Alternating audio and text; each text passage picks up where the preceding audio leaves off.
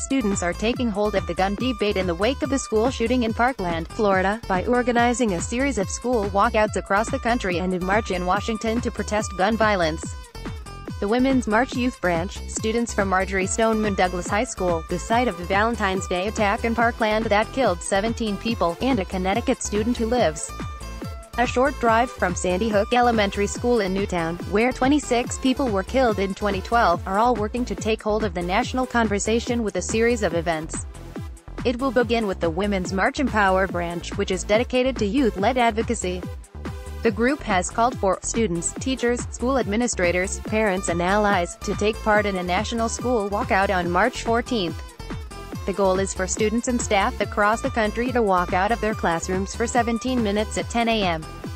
to protest Congress's inaction to do more than tweet thoughts and prayers in response to the gun violence plaguing our schools and neighborhoods, the organization said in a statement. "We need action," it said. Students from Parkland, meanwhile, are organizing their own event on March 24th in Washington called the March for Our Lives. The protest will demand that a comprehensive and effective bill be immediately brought before Congress to address these gun issues, according to its mission statement. No special interest group, no political agenda is more critical than timely passage of legislation to effectively address the gun violence issues that are rampant in our country. Students from Douglas High School emphasized the need for action in an interview with NBC's Meet the Press on Sunday. Cameron Kasky speaks at a rally in Fort Lauderdale on Saturday. Rona Wise, AFP, Getty Images. The tragedy of Stoneman Douglas was not because of Stoneman Douglas, Jr., Cameron Kasky said. It was because people like Nicholas Cruz were able to buy these weapons. We're not going to let the 17 bullets we just took take us down, he added.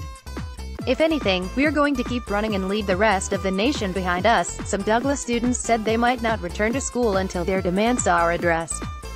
Our community and nation have taken too many bullets to the heart, and now is the time for us to stand up, said David Hogg, a senior. I will not feel safe going back to school myself until reasonable mental health care legislation and gun control legislation is passed.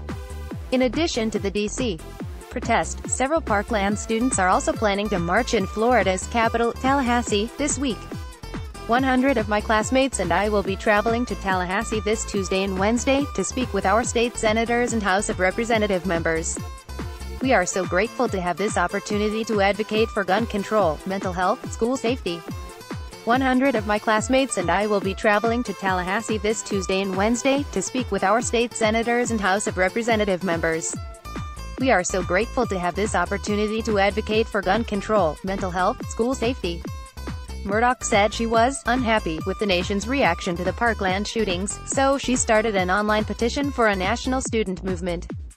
Her petition, which had garnered more than 45,000 signatures by Sunday night, asks students to walk out of school, wear orange and protest online and in your communities, adding, "Nothing has changed since Columbine. Let us start a movement that lets the government know the time for change is now." Murdoch lives just 20 minutes from Sandy Hook Elementary School.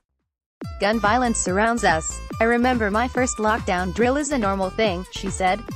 I saw how Newtown affected so many around me, and it hurt.